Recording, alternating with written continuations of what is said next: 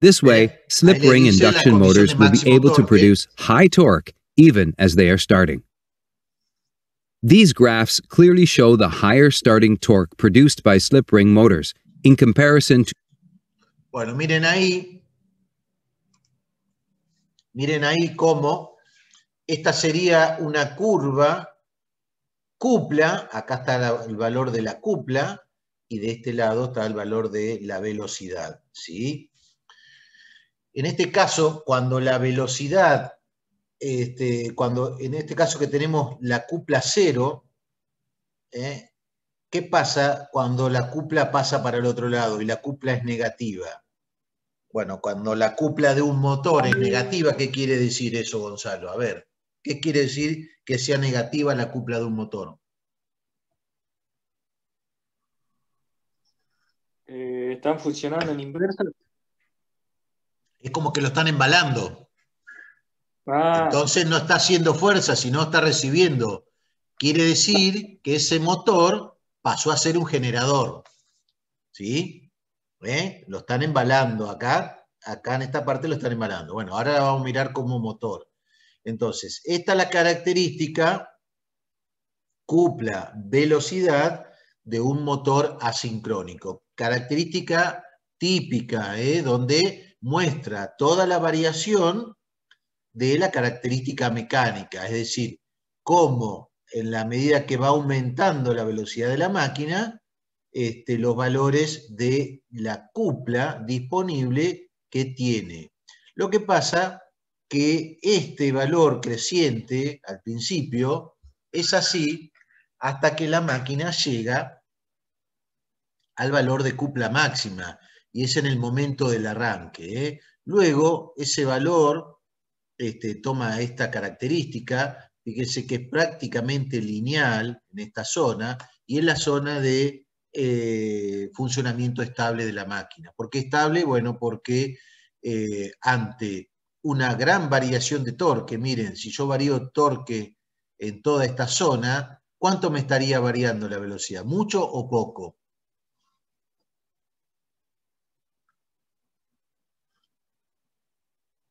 Y si yo paso de este punto a este otro punto, la velocidad acá abajo varió muy poco. Quiere decir que la máquina puede entregar varios puntos de torque o varios valores sin variar significativamente la velocidad. Entonces, como tenemos valores importantes a tener en cuenta, ya vamos a ver un problema hoy. Este que estaba acá, que en el momento de la velocidad cero, ¿cómo se llamaba? ¿Qué cupla teníamos en el momento de la velocidad cero? arranque. Cupla de arranque. La cupla crece. ¿Qué valor teníamos acá? Donde llegaba al máximo, cupla máxima. ¿Sí?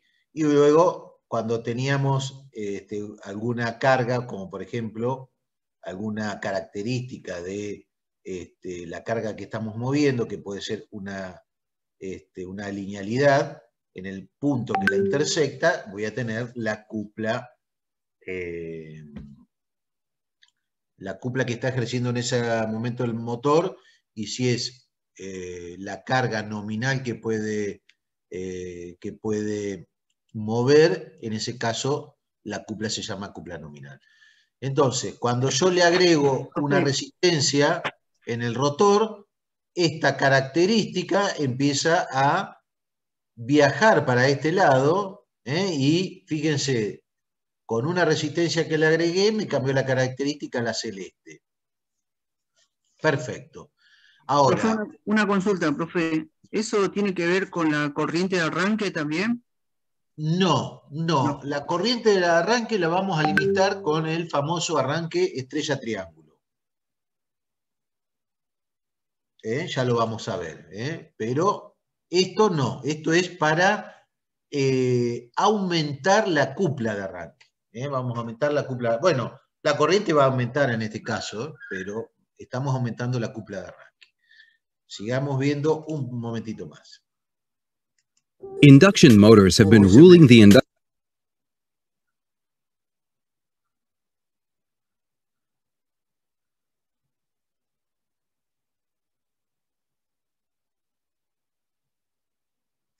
Ahí está. These graphs clearly show the higher starting torque produced by slip ring motors in comparison to squirrel cage motors. Apart from the high starting torque, it also has some other advantages.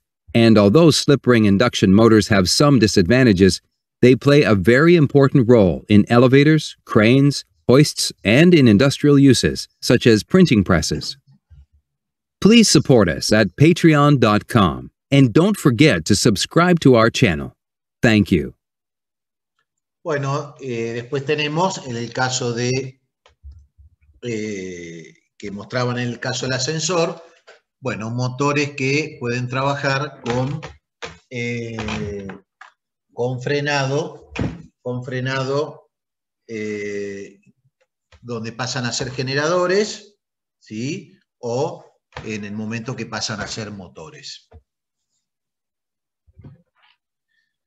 Cuando pasan a ser generadores, lo que pueden hacer, en ese caso, cargar baterías para luego poder ser utilizadas, por ejemplo, el mismo motor o en otra cosa. ¿Sí, Enrique, me preguntabas algo? No, yo decía un No, power yo- bank. Sería. Sí, un banco de carga, y que luego lo podemos utilizar. Bueno, ahora sí, vamos a poner acá y vamos a arrancar con esto. Bueno, entonces, ahora vamos a ver un problema, de manera tal de que podamos avanzar con problemas también. Entonces, la característica geométrica de una máquina de inducción, recuerden que estamos viendo la máquina más importante de todas, en lo que respecta a motor. Si estuvieron en la charla de hoy, algunos motores de los que se utilizan en los autos son de este tipo y también algunas variantes, ¿no? Pero ustedes sabiendo un poco este motor van a poder entender qué es lo que le pasa o el principio de funcionamiento de otros. Entonces, repaso de la clase anterior. Habíamos dicho que la máquina sincrónica estaba constituida por un arrollamiento estatórico, donde tiene alojado 3 bobinados, ¿sí? Y un arrollamiento rotórico, donde tiene alojado un bobinado, donde normalmente es un bobinado que está en cortocircuito, llamado jaula de ardilla, y el principio de funcionamiento de esta máquina, como su nombre lo indica, máquina de inducción o máquina asincrónica, el principio es que, recibida la alimentación trifásica de esta máquina, por condición de campo rotante, se genera un campo rotante en el entrehierro de la misma que me permite generar un proceso de inducción en los bobinados del rotor, y ese proceso, y además ese campo está viajando a una velocidad v. Entonces, en este caso apelamos, entonces vamos a tener, por ejemplo, un campo viajando a una velocidad v, ¿sí? Y con una distribución así. Entonces, inmediatamente, ¿qué va a aparecer? Bien, la ley de Lorentz, va a aparecer una fuerza ¿sobre quién? Y sobre el conductor. Sobre cada uno de estos conductores aparecerá una fuerza así, acá aparecerá una fuerza así, tangencial, así y así, ¿qué permite? Bueno, permite que esa máquina se mueva. Entonces, por el principio de campo rotante y un fenómeno de inducción, ¿sí? Perdón, hay algo que acá no lo dije, por acá está circulando una corriente I. En cada uno de estos bobinados está circulando una corriente I. Entonces, I por B, lo que me genera es una fuerza. Bien, el rotor como lo ven acá, el circuito del estator son 3 bobinados, y el de rotor puede ser uno también de 3 bobinados si tiene un rotor bobinado, o puede ser un rotor en cortocircuito, y con esto ya estamos en condiciones de que la máquina pueda funcionar. Acá, lo que les mostrábamos recién, un motor asincrónico con rotor bobinado. Miren acá claramente las diferentes fases. A', ¿qué quiere decir? Quiere decir que yo tengo este conductor que va por acá, que da la vuelta ahí, y que luego viene por acá. Digo para que ustedes, ¿y cuál sería el sentido de la corriente? ¿Sí? Este sería, perdón, porque acá está saliendo, el punto es que sale, vamos a borrar acá un poquito. Eso le iba a decir, porque en física 2... No, es que es así. Lo que pasa es que yo lo estoy mirando para acá, yo lo estoy mirando al revés, entonces el punto es que está saliendo para este lado la corriente, y acá está entrando para este otro lado. Entonces ahí tienen un conductor. Bueno, la otra fase, ¿cuál sería? Y la otra fase, fíjense, la A. Miren dónde está la B. Yo tengo la A acá, y miren dónde está la B. Recién está acá la B. Recién está acá. Estos son 120 grados. Y miren dónde está la A de la C.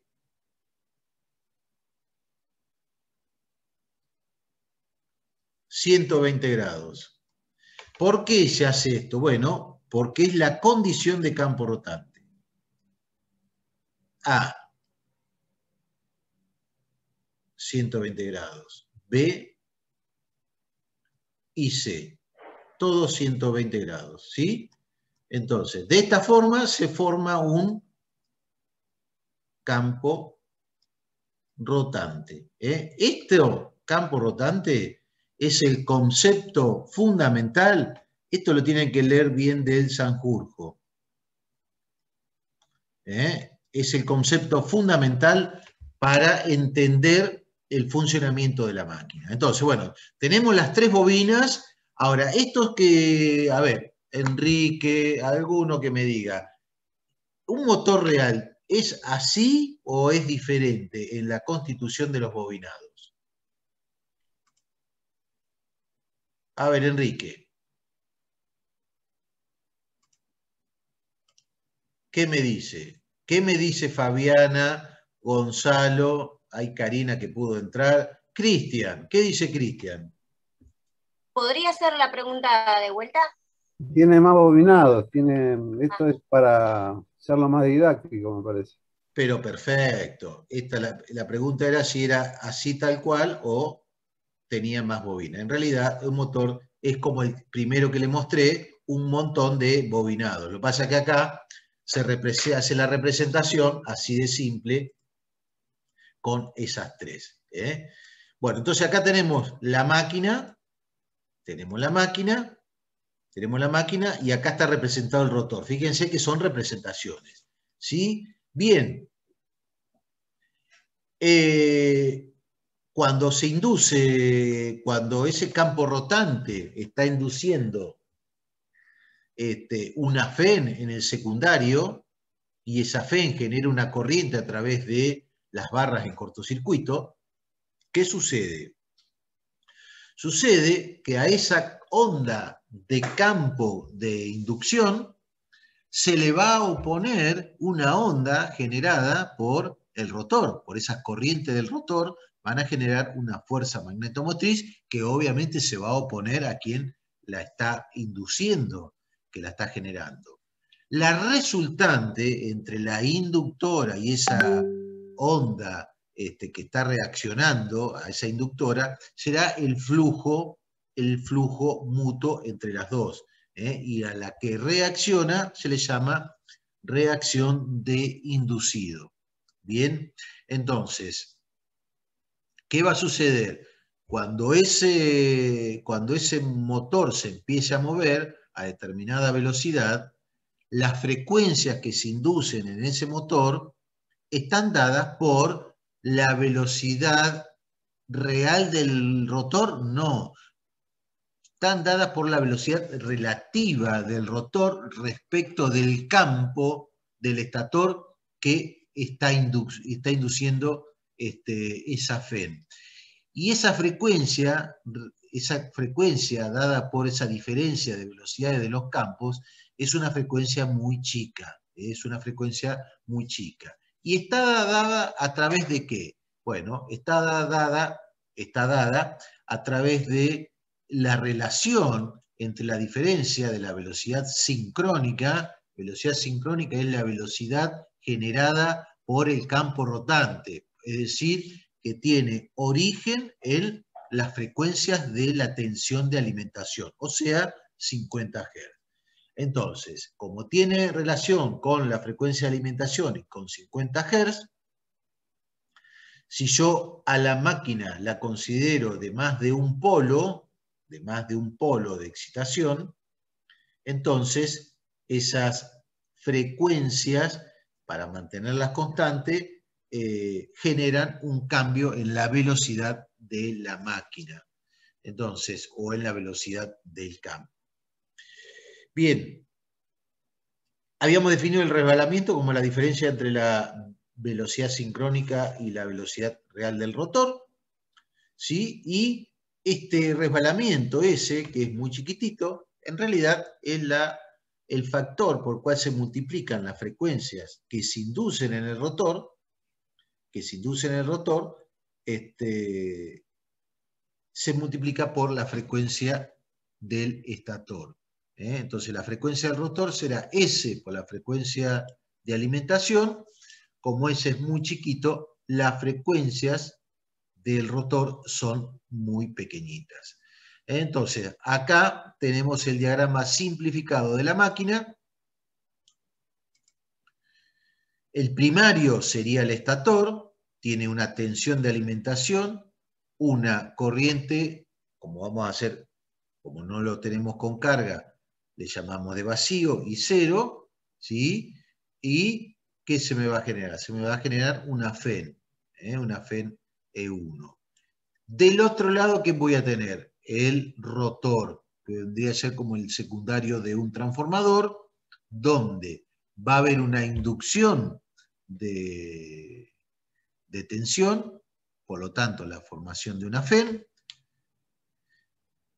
Si ese rotor se encuentra, como les decía, se encuentra con la posibilidad de cerrarlo y de tenerlo en cortocircuito, entonces por acá circulará una corriente rotórica. Y de esta forma, con la circulación de la corriente rotórica, corriente y campo, lo que va a aparecer es la fuerza. Va a aparecer la fuerza. Ese es el principio de funcionamiento de esta máquina. Bien. Avancemos. Esto ya lo habíamos visto, entonces la velocidad sincrónica está generada por la frecuencia de alimentación de la máquina, ¿sí? Luego, la inducción a través de esa jaula genera una FEN, esa FEN una corriente, por lo tanto se me produce una cupla en la máquina que la va a llevar a la velocidad NR. La velocidad NR es menor que NS, porque si sería igual, ¿qué estaría pasando? ¿Qué pasaría si serían igual? ¿Cómo sería la FEN del secundario si las velocidades serían las mismas? Cero. Cero porque no habría inducción, no habría variación de flujo en realidad. Claro. José, y si la máquina está diseñada para 50 Hz y yo le aplico 60, Está bien, son 10 Hz de diferencia, pero con el tiempo puede afectar, ¿no? Y bueno, si vos aplicás una frecuencia mayor, tiene consecuencias sobre las pérdidas. Tenés que ver qué hiciste. Si solamente cambiaste la frecuencia y no cambiaste la tensión, ustedes saben que las pérdidas en el hierro son proporcionales, una en forma proporcional a la frecuencia y otra es proporcional al cuadrado de la frecuencia, o sea que van a aumentar las pérdidas. Entonces va a ser un motor con mayores pérdidas, menor rendimiento. Lo que tenés que ver al aumentar las pérdidas, ¿qué pasa con un tema que ahora ustedes tienen que dar? ¿Qué pasa con el calentamiento de la máquina?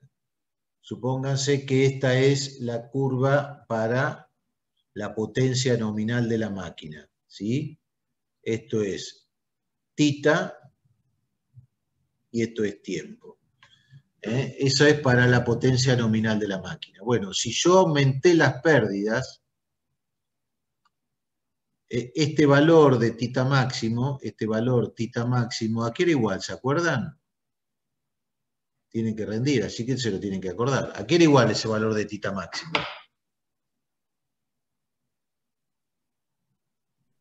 Era a la potencia. A las pérdidas Sí, claro, las pérdidas. dividido Son alfa por S. la Bien, temperatura de trabajo. alfa por S, esto es constante. Pero las pérdidas de una máquina, ¿a qué son igual? Y a las pérdidas en carga más las pérdidas de vacío, y bueno, por ahí puede haber algunas otras pérdidas que las podemos poner como carga o pérdidas adicionales, ¿sí? Bien.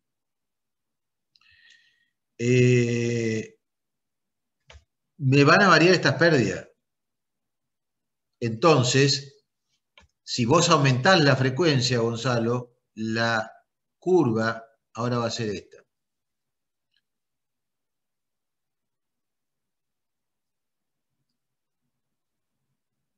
Y ahora vas a ir a esta otra potencia.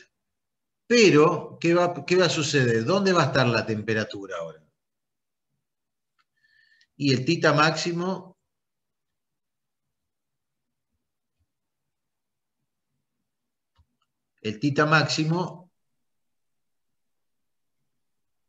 Claro, pero está diseñado para otro material aislante.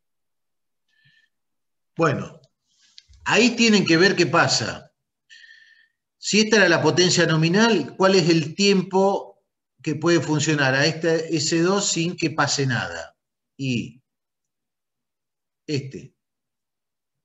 hasta acá no pasó nada, ¿no? Si vengo acá, ya la temperatura es mayor. Entonces, ojo, hasta acá puedo funcionar bien. Hasta acá puedo funcionar bien, ¿eh? Este es el tiempo de funcionamiento.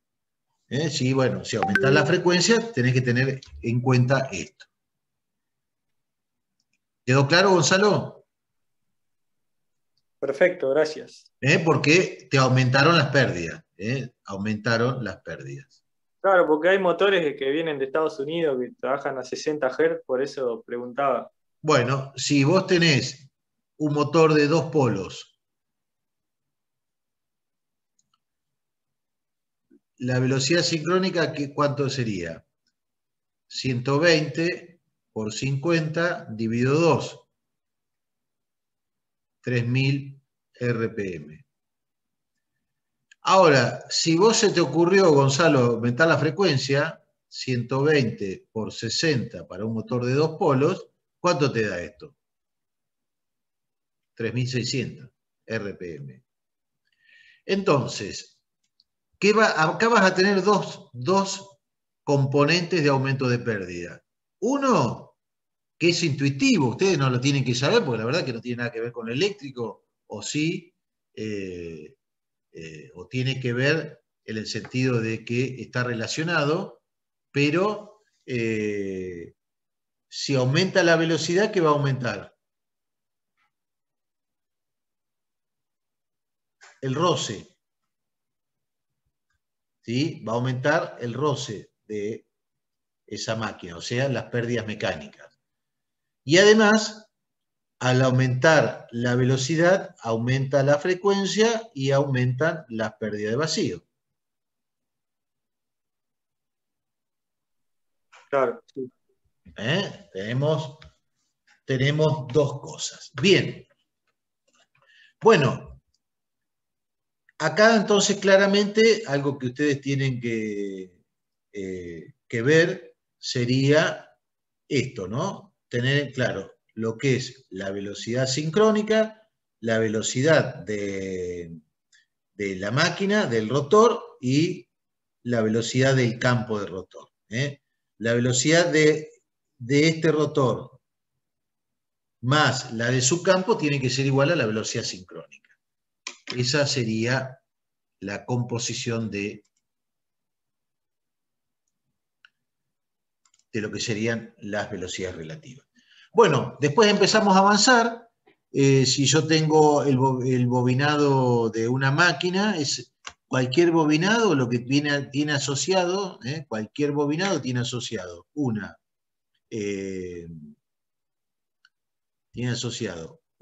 resistencia y una inductancia. Esto sería del estator. Como estuvimos hablando recién de pérdidas, tienen las mismas pérdidas que el transformador. ¿Por qué? ¿Por qué están en paralelo estas pérdidas? ¿Por qué están acá en paralelo y no están en serie? Bueno, porque justamente estas pérdidas son dependientes de la tensión. ¿Se acuerdan? Que las pérdidas eran proporcional a K por B por F. Y esta B dependía de la tensión. Entonces, por eso que en la medida que yo no varíe B1, no varíe B1 ni F1, estas pérdidas van a permanecer constantes. Bueno, luego tenía la FEN inducida y del lado del secundario voy a tener una FEN E2, que para un motor en cortocircuito, bueno, ¿qué aparecía? La resistencia y la inductancia, ¿sí? Y esta, ¿quién era? R'2 sobre S, y acá tendríamos X'2, en este caso X2 y R2 porque todavía no la he juntado. Bien, llegamos al circuito equivalente de esa forma. Vamos a borrar esto que está acá. Llegamos al circuito equivalente, bueno, acá teníamos entonces cómo son las ondas de flujo, las ondas de flujo en el rotor, cómo es la composición de la FEN con la corriente en el rotor. Fíjense que siempre estamos hablando de corrientes inductivas, acá no van a aparecer nunca corrientes capacitivas, porque este motor es inductivo. Entonces la corriente atrasa a la FEN, a 90 grados atrasando a la FEN, que voy a tener el flujo, ese flujo mutuo. Y luego hace acá una composición con las fuerzas magnetomotrices. El circuito equivalente del rotor me va a quedar de esta forma, me queda, al igual que el transformador, referir estos valores al primario, para que me quede todo de una sola referencia.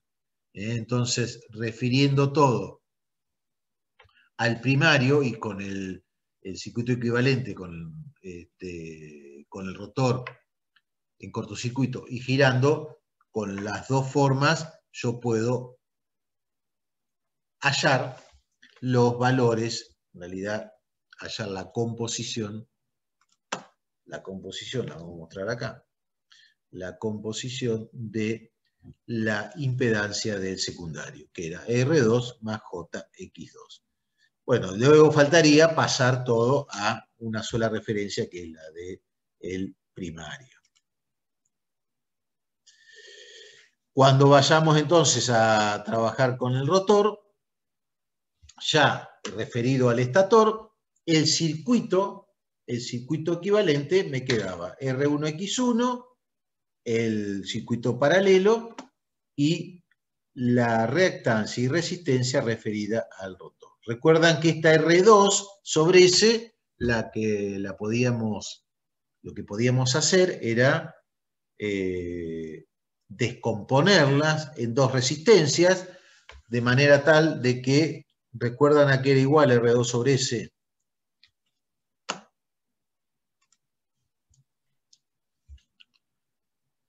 ¿A qué era igual R2 sobre S?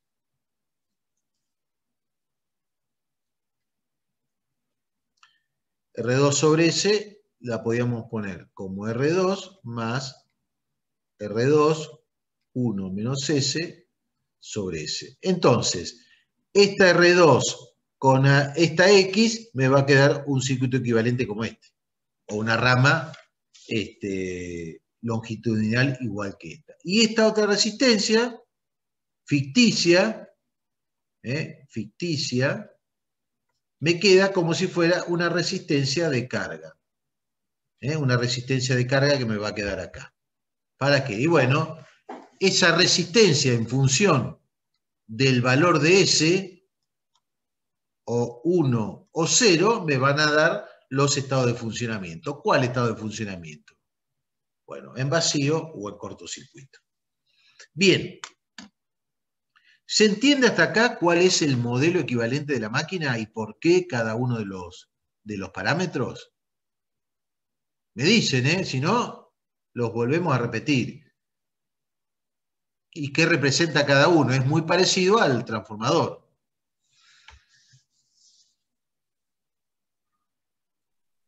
¿Se entiende? Sí, entiendo. Bueno. Bien. Una consulta, profe, antes que siga. La velocidad de campo giratorio, ¿sí? La fórmula es para cualquier tipo de polos, ¿no? Y como explicó recién, también cualquier tipo de frecuencia, sea 50 o sea 60. Es para todo es lo mismo, para todo va a ser lo mismo, y justamente el número de polos, Sí. NS es 120 F dividido P sobre 2. 120 F sobre P. Vamos a ponerlo sobre P. 120. Entonces, en la medida que vos tengas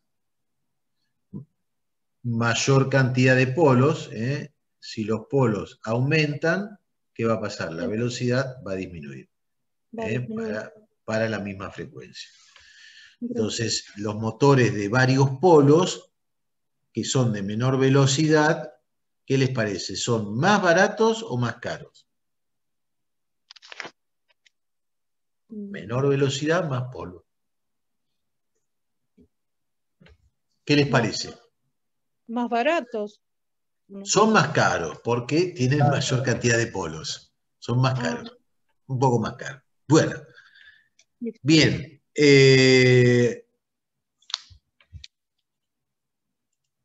Ahora cuando hagamos un ejercicio nos vamos a dar cuenta cómo manejamos las potencias. Cómo manejamos la potencia. ¿Las repasamos? Vamos a repasar cómo están constituidas las potencias. A ver. Vamos a poner rojo. Potencia de entrada. Potencia de entrada. En un motor trifásico, ¿cuál sería la potencia de entrada?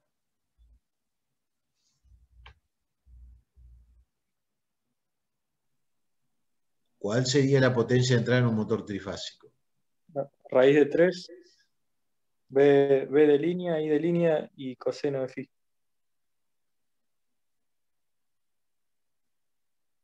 Muy bien.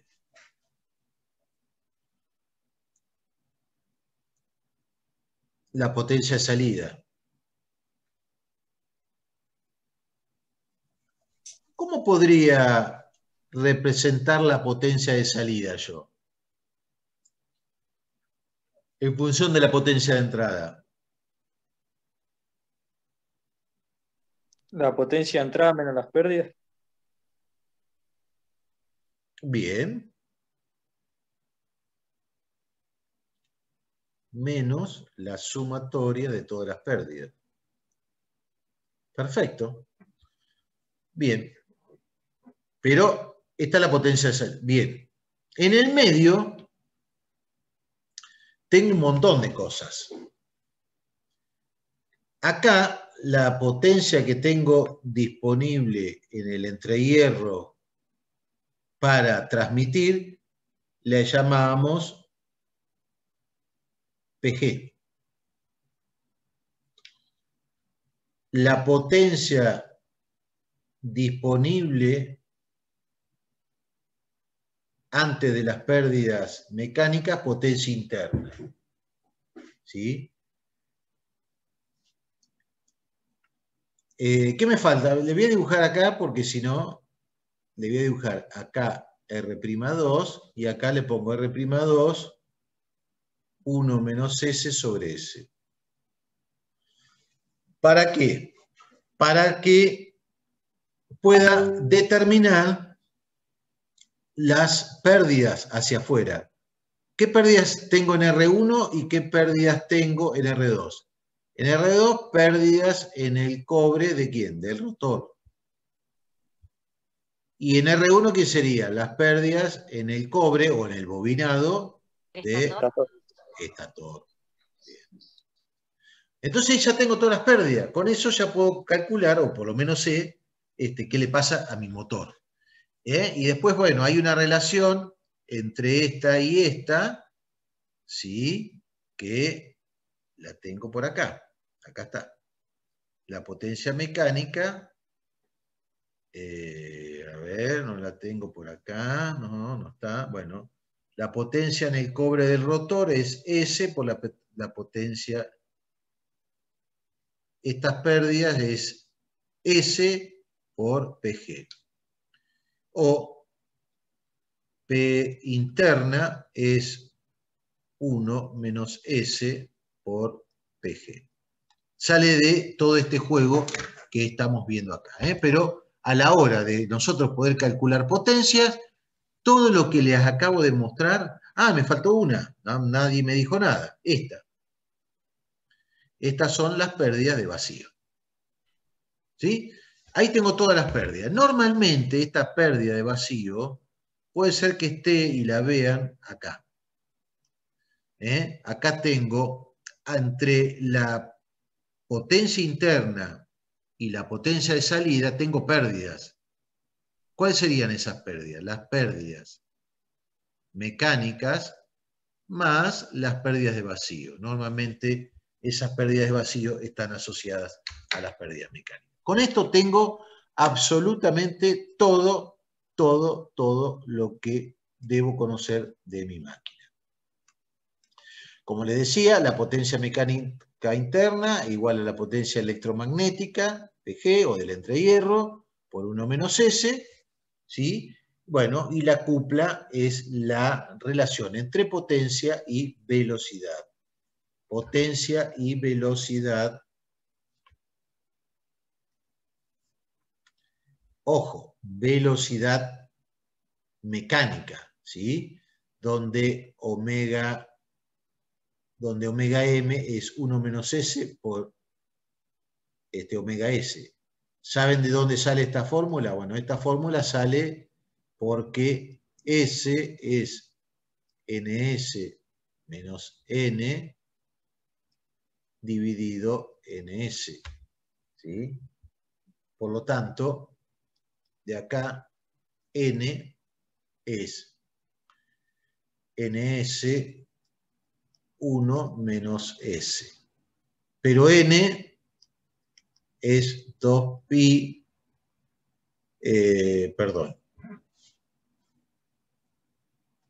omega es 2pi n de la máquina, y omega s es igual a 2pi,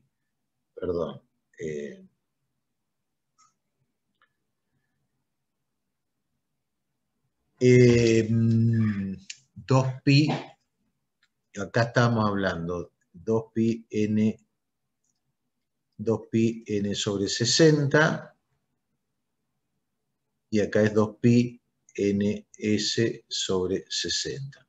Yo reemplazo todo esto acá, y reemplazo todo esto acá, y me queda directamente expresado en las omegas. ¿Sí? Bien. Par electromagnético, TE y la potencia mecánica interna no son valores que están disponibles en el eje de la máquina, ¿sí? Entonces, ¿qué le debo descontar? Como les explicaba anteriormente, las pérdidas, pérdidas, fricción, ventilación. Bueno, hay pérdidas parásitas en carga, muy difícil de determinar, pero son pérdidas que las hay debido a, bueno, armónicos, a los propios dientes de la máquina que me producen distorsión en las distribuciones de flujo. Bueno, Los variadores de frecuencia, ¿no? También los motores. Lo que pasa es que la variación de frecuencia, si uno varía la frecuencia de alimentación, eso repercute en todos los armónicos. Obviamente, sí, también. Bueno, con esto llegamos a que la cupla electromagnética es la potencia electromagnética o la potencia en el ente de hierro dividido la omega sincrónica. Yo no puedo, esto es importante, no puedo expresar la cupla electromagnética en función de la velocidad de la máquina. ¿Sí? ¿Por qué? Bueno, porque me sería imposible, no podría expresarlo algo donde no tiene términos de representación. Sí lo voy a poder hacer con la potencia de salida.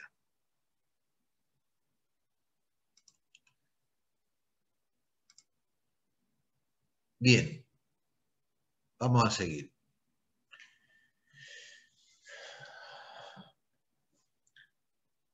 Para determinar, por ejemplo, las pérdidas de la máquina y para determinar el circuito equivalente de la máquina, debo hacer dos ensayos. Un ensayo de vacío y un ensayo de cortocircuito. ¿Cómo se hace el ensayo de vacío de la máquina? Bueno, ¿qué carga debería tener la máquina para que esté funcionando en vacío?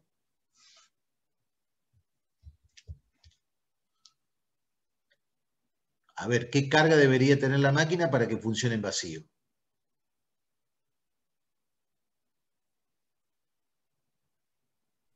Ninguna. Ninguna. La máquina sin carga. Perfecto. Entonces, yo le agarro la máquina sin carga y empiezo a bajar la tensión de alimentación. Acá tengo, esto es un variac. O un delta de B, una tensión, o la expresamos así, una tensión variable. Entonces,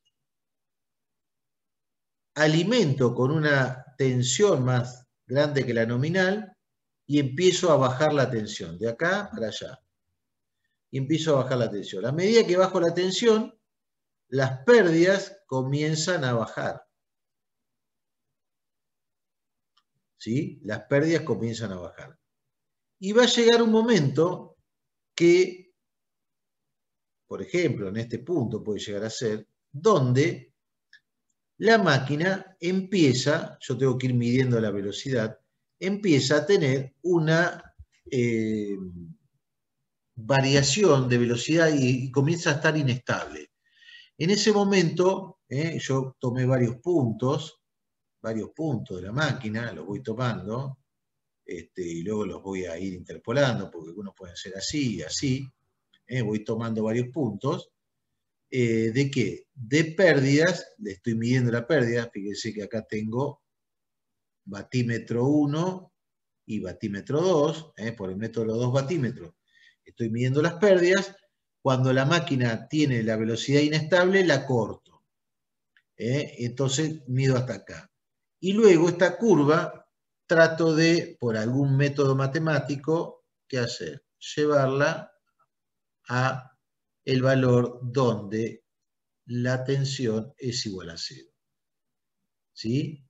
Entonces, ¿qué componente voy a tener en cualquier otro punto, por ejemplo este y este? ¿Qué componente voy a tener? Y todo este componente que no va a cambiar, voy a decir que son las pérdidas mecánicas, las pérdidas mecánicas constantes. ¿Es cierto eso? Y bueno, ¿hay alguna variación? Hay con el tema del roce. ¿Sí? ¿Sí? Entonces, y las otras pérdidas, con la tensión mayor, ¿a quién se las voy a atribuir? A las famosas pérdidas de vacío, que es las que ustedes conocen en el transformador. ¿Sí? Entonces, de esa manera yo puedo separar las pérdidas mecánicas de las pérdidas de vacío de la máquina. Cosa que vamos a ver si podemos hacer en un ensayo, que la podamos hacer. Esto se hace muy bien en el laboratorio, pone a andar la máquina, la alimenta con un poco de sobretensión, empieza a bajar la tensión, la máquina mantiene su velocidad, estamos midiendo la velocidad, y en un momento empieza a ser inestable, comienza a bajar, a bajar, a bajar, hasta ahí se corta, se midieron todas las pérdidas y podemos dividir, por un lado, pérdidas, estas serían las pérdidas de vacío y las otras constantes, esta otra porción constante, las pérdidas mecánicas de la máquina. ¿Sí? Bueno, entonces acá tenemos primer ensayo que le vamos a tener que hacer a la máquina. Esta presentación después ya se las cargo, así les queda. Bien. Nosotros en este caso lo estuvimos haciendo trabajar a la máquina en vacío, es decir, sin carga, sin carga. Acá están todos los posibles modos de funcionamiento. Lo que les decía hoy, en el punto donde la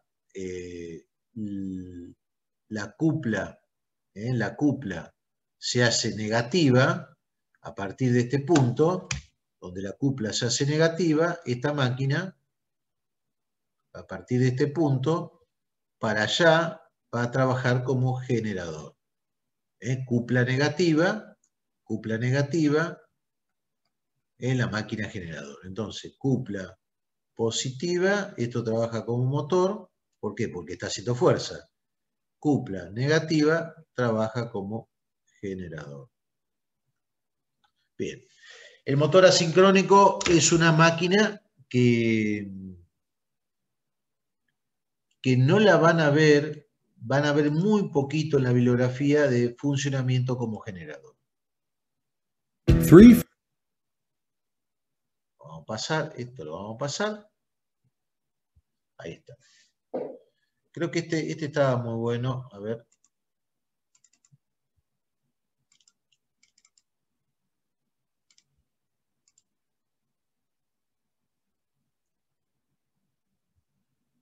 Three-phase induction motors are the workhorse of modern.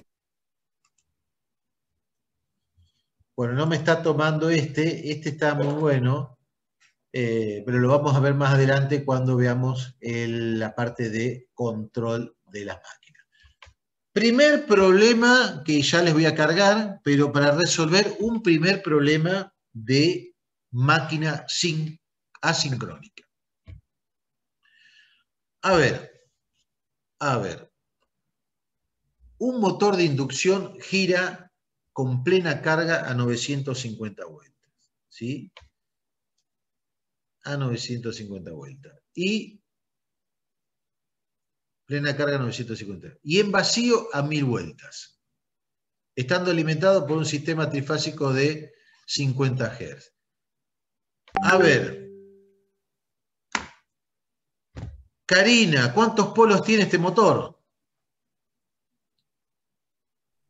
Ahí estoy haciendo... Porque ahí la tiene también. Tendría que hacer 100... No dice tres pares de polo, dice. si yo hago, ¿cómo era la fórmula de esto? Tenía NS igual NS igual a 120 120 por F sobre P. sobre P. ¿A qué frecuencia le alimento? A 50. A 50, sí. 120 por 50. ¿Y cuántas? Polos podía ser 2, 4. Ah, y acá tengo P, pero NS Sí. es 1000. Ah, sí. 1000. Entonces P es 120 por 50 dividido 1000.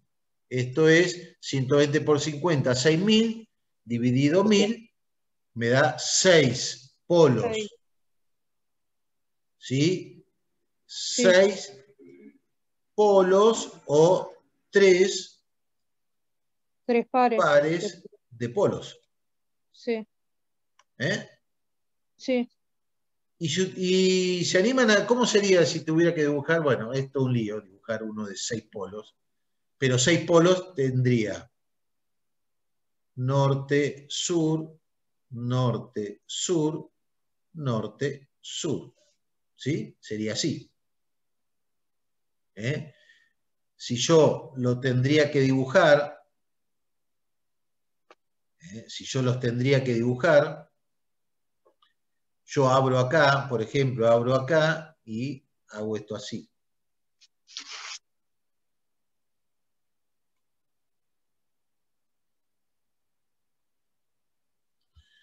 Acá todo esto son todas las ranuras del estator.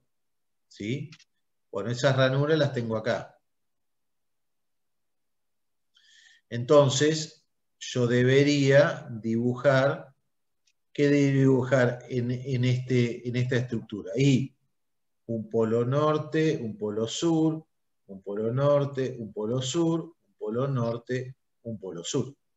¿Qué significa eso? Si yo le tengo que dar sentido a las corrientes, acá tendría que tener un polo norte, vamos a dejar de A3, acá un polo sur. Acá un polo norte, acá un polo sur. Y vamos a hacer otra, acá un polo norte y acá un polo sur. Ahí me sobraron dos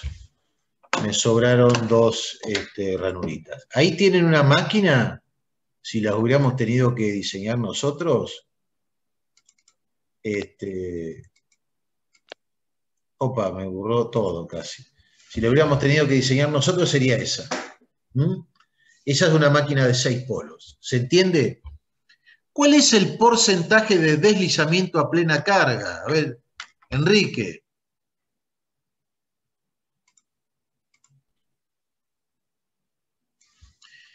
Y si me dicen que la máquina giraba a 950 y en vacío lo hace a 1000, si yo tengo que dibujar esta máquina, la característica cupla velocidad,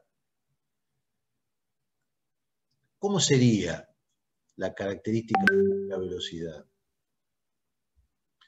Y la característica de cupla velocidad normalmente es así. ¿Sí? Bien.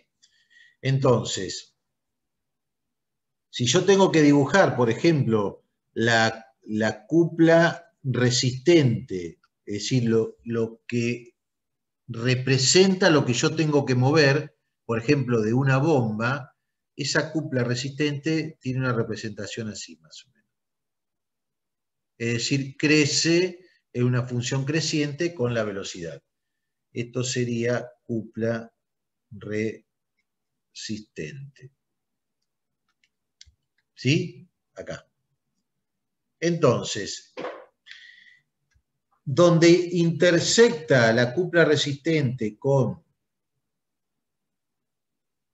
la característica mecánica de la máquina, ahí yo tengo la velocidad del motor. N. ¿Sí? N. ¿Esta N cuánto vale en este caso, Enrique?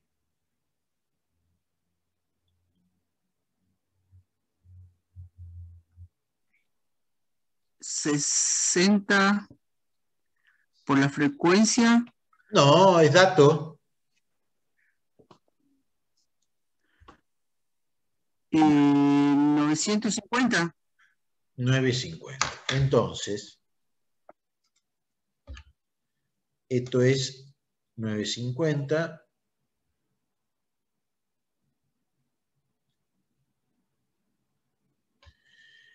Entonces decía, ¿cuál es el porcentaje de deslizamiento a plena carga? Bueno, a plena carga es 950. ¿Y cuál era la fórmula del deslizamiento?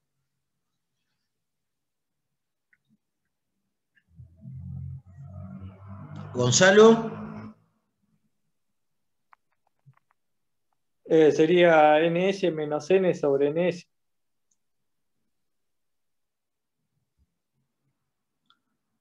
1000 menos 950 dividido 1000. Esto está hecho acá. 5%. Entonces tiene el deslizamiento de 5%. ¿Cuál es la frecuencia de la tensión en el rotor? Bueno, la tensión en el rotor, como ustedes hoy me lo han dicho, se va a inducir de acuerdo a la diferencia de la velocidad del rotor y de la velocidad del campo de excitación. Entonces, la frecuencia del rotor es S por la frecuencia del estator. 0,05 S por 50, miren, 2,5 Hz. Bajísima. Bajísima. Muy baja. Bueno, a ver, me explican ustedes en cualquier orden el punto D. A ver, Enrique, ¿cuáles son las velocidades relativas del campo del rotor respecto del rotor?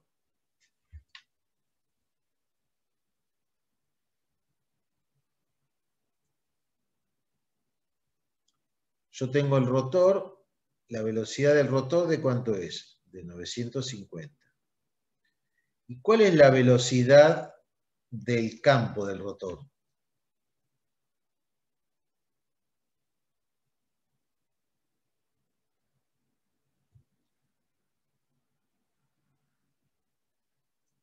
Esta.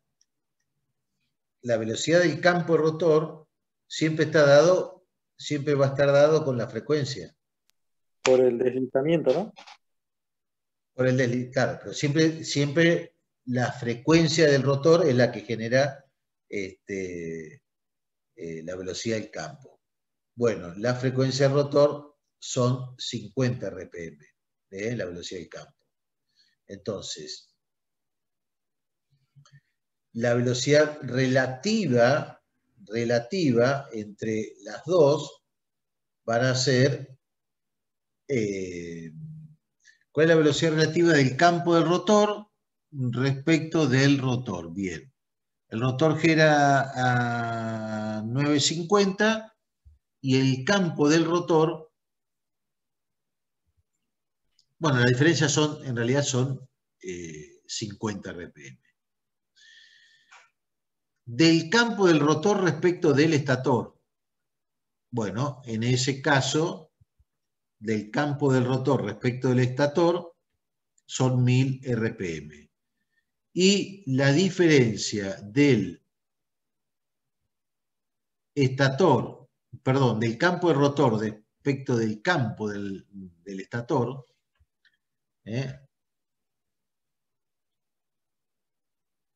estas son 950. La velocidad del campo del rotor y la velocidad del campo del estator, esto para mí son 950.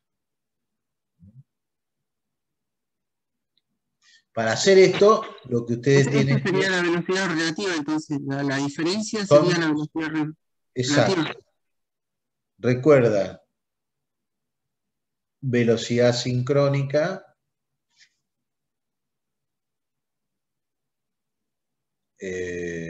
vamos a poner así, velocidad del rotor,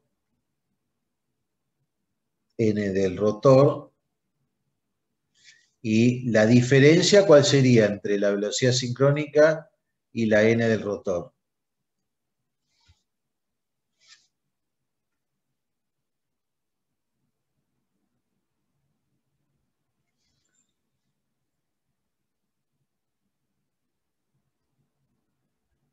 La velocidad del campo del rotor. Entonces, la velocidad del campo del rotor más la del rotor, velocidad del campo del rotor más la velocidad del rotor es igual a la velocidad sincrónica. Y a partir de esto sacan todas las posibles relaciones.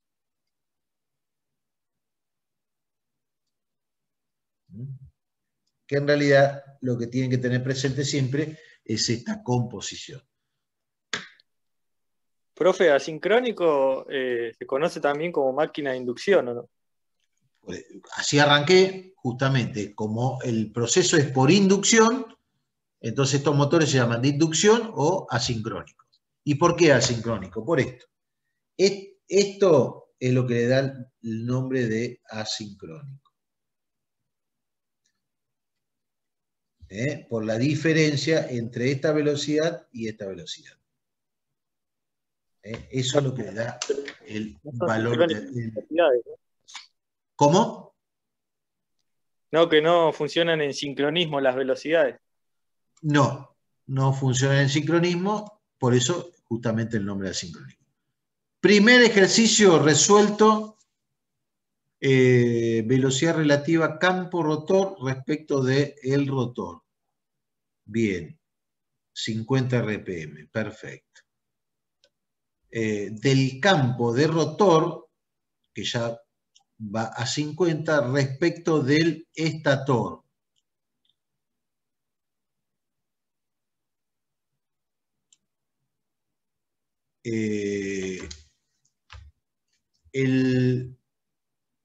Perdón, yo acá quiero hacer esta, porque esto para mí, en la segunda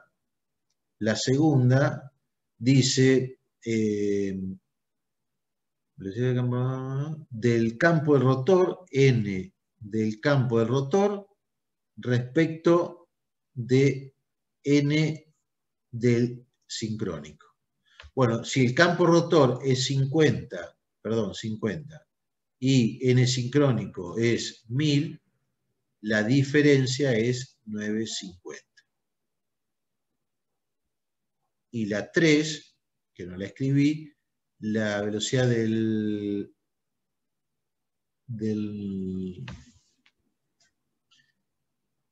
campo del rotor, entonces n del campo del rotor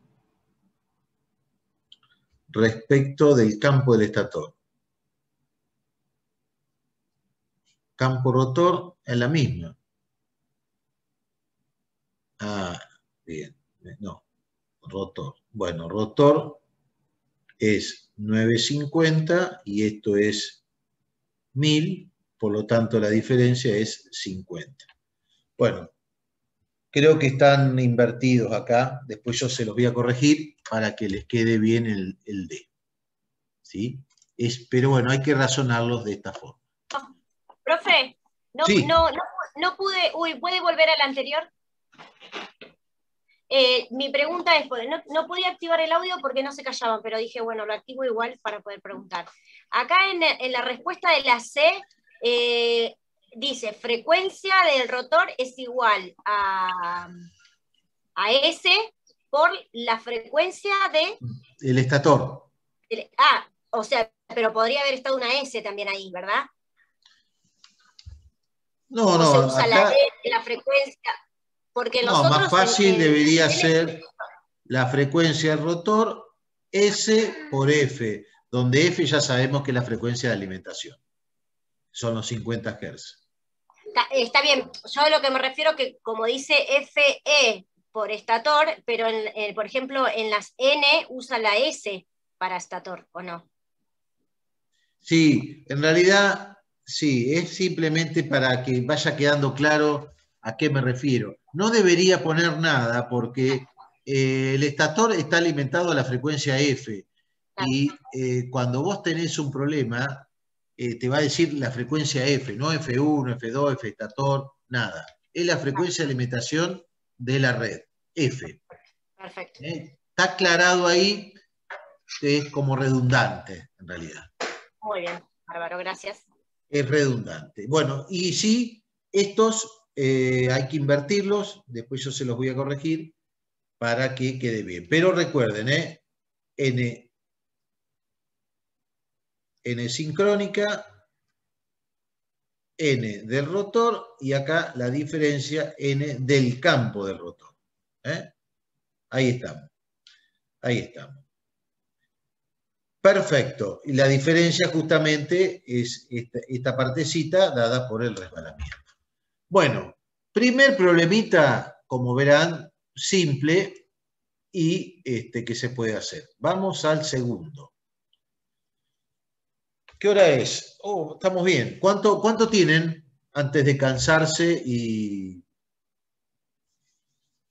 Un problema más y ya está. Problema más? Oh. Potencia de entrada. Ah, bueno, pero acá terminamos acá. El problema cortito. Bueno, un motor asincrónico trifásico con rotor bobinado, 380 volt de línea, 380 volt de línea, S9 en realidad es el paréntesis de línea, tiene una resistencia de estator igual a 0 y elemento de la rama paralelo de valor infinito. Miren qué fácil que está. La I de arranque del rotor es igual a 100 amperes con un factor de potencia igual a 0,24 y la velocidad nominal del motor a plena carga es de 1450 RPM. Bueno, ¿de cuántos polos es este motor? Si tiene 1450 RPM, ¿de cuántos polos es este motor?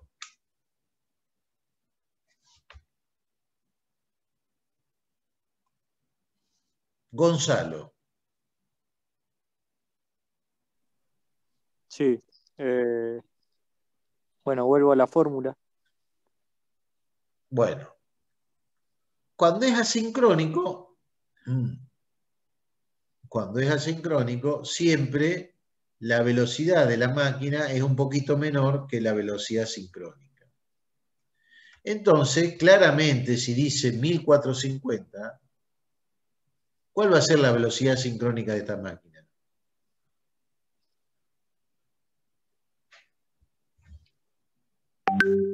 ¿Y podemos poner el mismo valor? No, porque si no, no nos dan los números de polos. 1500. Recuerden ¿Por qué? que N es 120 F sobre P. Cuando P es igual a 2, N sincrónica, 3000. Cuando P es igual a 4, N sincrónica, 1500. Y así, cuando P es igual a 6, N sincrónica, ¿cuánto era? 1000. Sí. Cuando P es igual a 8, N sincrónica, 750. 750. Cuando P es igual a 10, N sincrónico, 500. 500. ¿Cuánto es?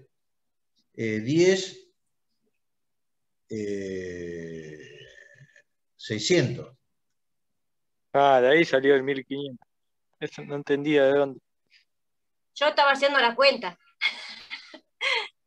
Cuando P es igual a 12, N sincrónica, ¿cuánto es, Fabiana? Y 500. porque esto es 12, esto es 10, por 5 esto es 500. Y así. Ahí tiene las velocidades. Velocidades sincrónicas, que son velocidades del campo. Entonces, como la máquina va a tener siempre una velocidad un poquito menor a la velocidad sincrónica, entonces tiene que ser un número como este, un número entero como este. Este 1450 es la velocidad de la máquina. Dice, calcular la resistencia exterior a colocar en serie con el rotor para obtener la cupla máxima en el momento de arranque. Cupla máxima en el momento de arranque. Bueno, ¿cómo sería esto? Primero, ¿me ayudan a dibujar el circuito equivalente de esta máquina? Bueno, yo tengo una máquina que, primero, no tiene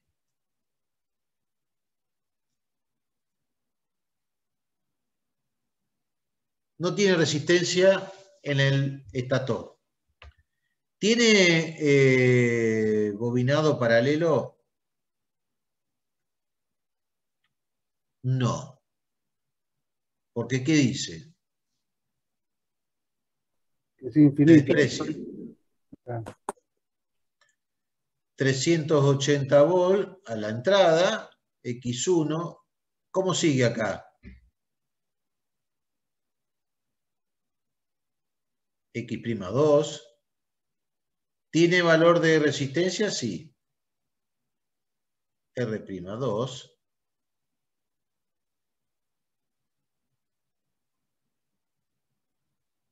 R'2, 1 menos S sobre S. ¿Sí? Y acá tendría I'2. Ese es el verdadero circuito equivalente. Fíjense que fácil para los que pasaron por electrotecnia, qué fácil para tratar la máquina. ¿No? Qué fácil para tratar la máquina. Bien.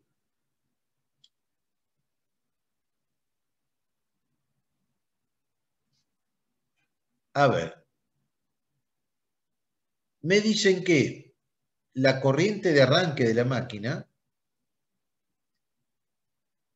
es 100 amperes con un coseno de phi, tiene que ser bajo, de 0,24. Bien. Acá tenemos todos los datos. 100, 0,24 y esta velocidad.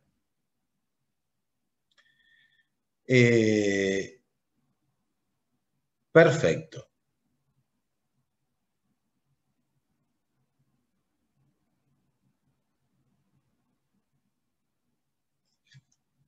Veamos en el momento de arranque de la máquina, en el momento de arranque, ¿cuánto vale S en el momento de arranque?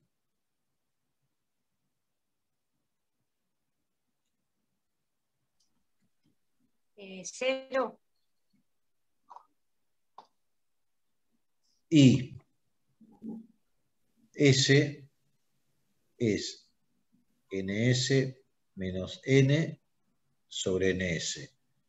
Entonces, en el momento de arranque, N es igual a 0, por lo tanto S es igual a 1. En el momento de arranque, S es igual a 1. Entonces, en el momento de arranque, ¿qué me queda? Un circuito equivalente así.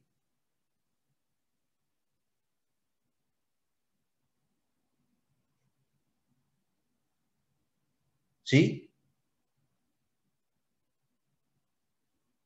Donde esto es X equivalente y acá tengo R'2. B1 y acá tengo la corriente de arranque. Que esto es lo que está haciendo acá.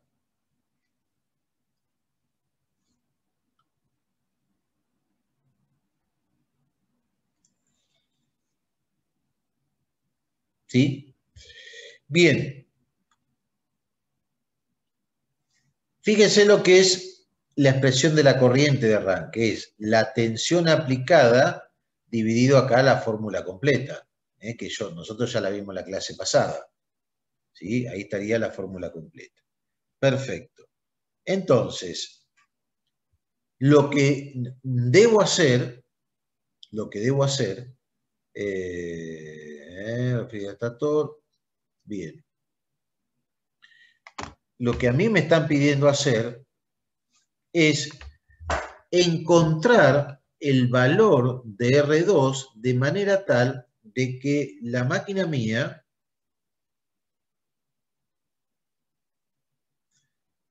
para un caso normal, esta es la característica cupla velocidad. ¿Sí? Si yo cambio, esto es para una determinada R2, si yo cambio R2, si yo cambio el valor de R2, habíamos dicho que ¿qué pasaba? Ese máximo se me trasladaba.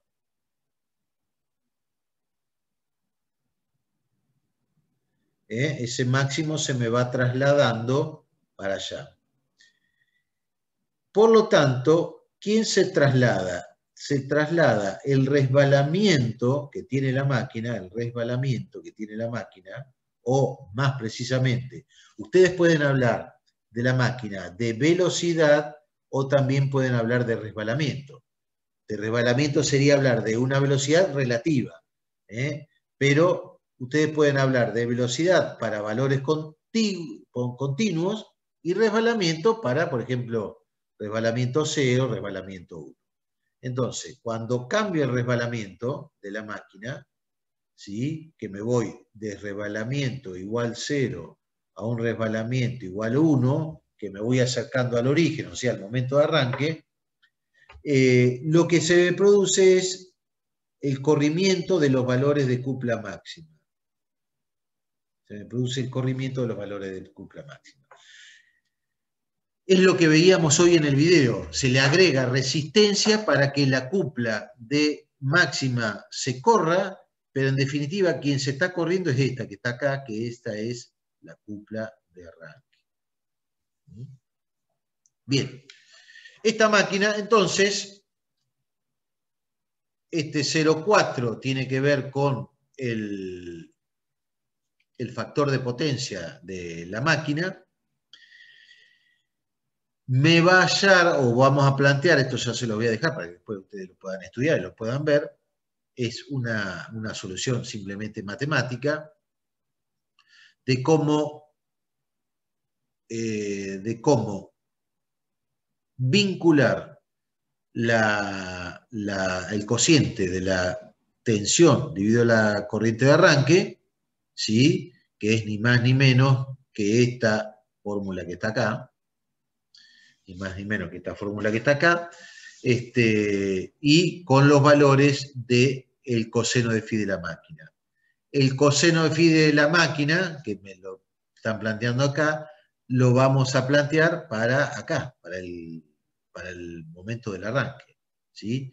Esa relación de 0,24, del coseno de phi de 0,24, en realidad me está dando la relación entre ¿quién? Entre X y R.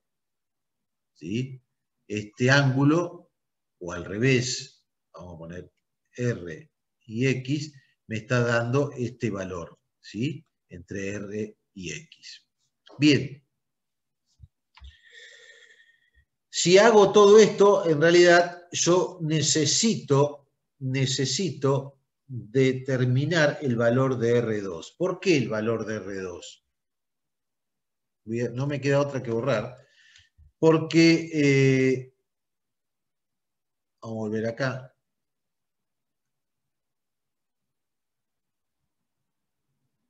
Esta es una curva normal y ahora les voy a dibujar una curva con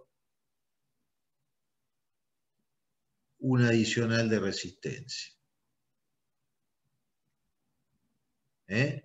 La cupla máxima. Si yo hago la derivada de la cupla, del valor de la cupla respecto de ese, y lo igualo a 0, encuentro el resbalamiento para el cual la cupla es máxima. ¿Sí? Y esa expresión recontra simplificada es R'2 dividido X equivalente. R'2 dividido X equivalente. Bien, entonces, lo que está haciendo acá, lo que estoy haciendo acá es, yo podría calcular para diferentes valores de R2 el valor de resbalamiento para cupla máxima. Este valor, este valor. Pero en este caso, en mi ejercicio, ¿para qué específicamente valor me lo están pidiendo? Para cuando yo tenga una R2 de manera tal que la cupla máxima la tenga en el arranque. Cupla de arranque coincide con la cupla máxima. Por Profe, eso, ¿por qué potencia en el arranque es muy malo? porque no dispone acá, este que está acá. Sí, de 0.24. Porque no dispone de la... porque la cupla va a ser proporcional al valor de la corriente, ¿sí? Valor de la corriente. El tema que en ese momento el motor no empezó a girar, ¿sí? No empezó a girar, y ese valor de la cupla está influido fundamentalmente ¿por qué? Por el resbalamiento de la máquina. Recuerden que la cupla era la potencia dividido omega.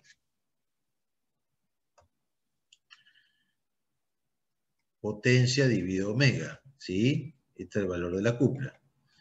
Y la potencia en una máquina es 3 veces I cuadrado R'2 sobre S.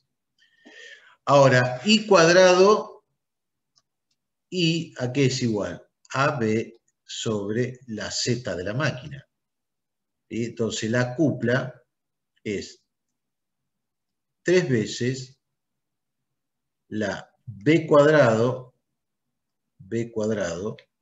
por R'2 sobre S dividido la Z equivalente de la máquina. La Z equivalente de la máquina que es igual a R equivalente al cuadrado más X equivalente al cuadrado, ¿sí? Bien, sobre S. Entonces, ojo, esta S hacen que en el momento del arranque, ¿sí? En el momento del arranque esa cupla sea menor. Pues esta S en el momento del arranque vale 1, vale 1, es menor. Cuando S va desde 1, de S igual a 1, hasta este punto donde S es igual a 0, ¿sí? Cuando vamos para allá, ¿qué pasa? Este valor de S debajo de R2 que tiende a 0, hace que este valor, ¿qué pasa? Me crezca. Es lo que pasa acá. Empieza a crecer, hasta que encuentra la zona de funcionamiento. Bueno, lo demás es un juego de matemáticas que ustedes lo sabrán resolver bien. Acá se encuentra que la R2 es 0,91 ohm, que debo estar conectando para una reactancia de 3,69. Es decir, ¿qué tiene este problema? Simplemente, más allá de la resolución, es que debemos entender esto, el valor de la característica mecánica, y saber que en la medida que yo a una característica mecánica le agrego resistencia, se me empiezan a correr los máximos, y eso hace que la máquina obtenga mejores características en el arranque. Ahora, claramente esa máquina, supónganse que esta es la cupla resistente que tiene que mover. Miren, acá lo hacía con un resbalamiento X, acá con otro resbalamiento mayor, acá con otro resbalamiento mayor. La máquina va a hacer o va a tener menos rendimiento en la medida que le cambie la característica. Acá cambió, tengo buena característica de arranque, pero va a trabajar a una velocidad menor, y va a trabajar con mayores pérdidas. frecuencia. Eso es lo que le pasa a la máquina. Bueno.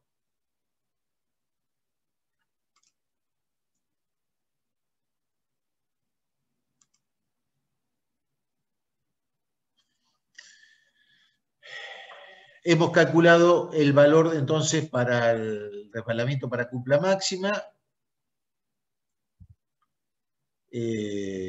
Me daba que tengo que agregar una resistencia de 2,78. Porque saqué que R2 era 0,91.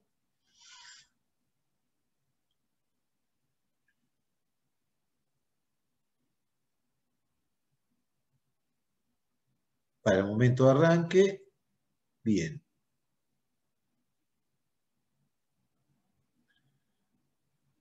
Perfecto. Bueno.